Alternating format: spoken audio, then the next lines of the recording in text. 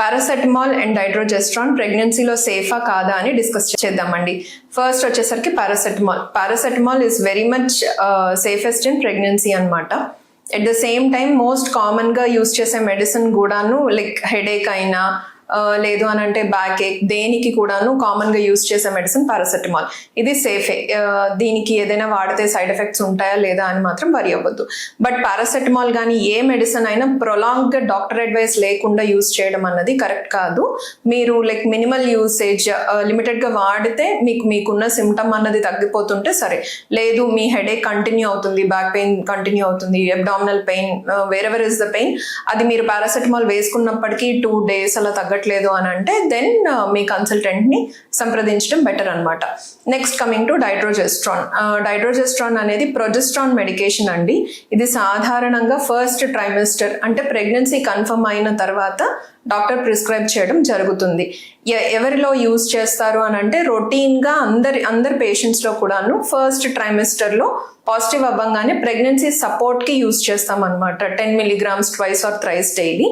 అదే కాకుండా కొంతమందిలో ఏంటి అని అంటే కనుక ఎండోమెట్రియోసిస్ సమస్య ఉంటుంది. నాన్ ప్రెగ్నెంట్స్లో అయితే కనుక ఎండోమెట్రియోసిస్ లేదా లూటియల్ ఫేస్ డిఫెక్ట్ అని అంటాము. అంటే వీళ్ళలో షార్ట్ సైకిల్స్ ఉండడము, స్పాటింగ్ అలా అవ్వడము, వీళ్ళ యొక్క మిస్క్యారేజ్లోకి ల్యాండ్ అవ్వకుండా ఈ పేషెంట్స్కి మనము డైడ్రోజెస్ట్రాన్ అనేది పెట్టడం జరుగుతుంది అనమాట.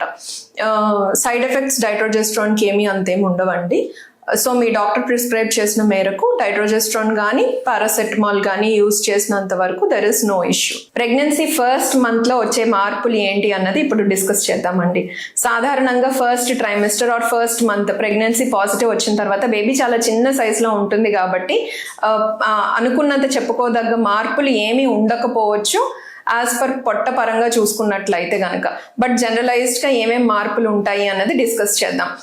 ఫస్ట్ అండ్ ఫార్మోస్ట్ మోస్ట్ కామన్గా ఎక్కువ మంది విమెన్లో నాసియా, వామిటింగ్ ఇలాంటి సెన్సేషన్ అనేది ఉంటుందండి. కొంచెం లైక్ డిజినెస్ కూడా ఉండొచ్చు కొంతమందిలో.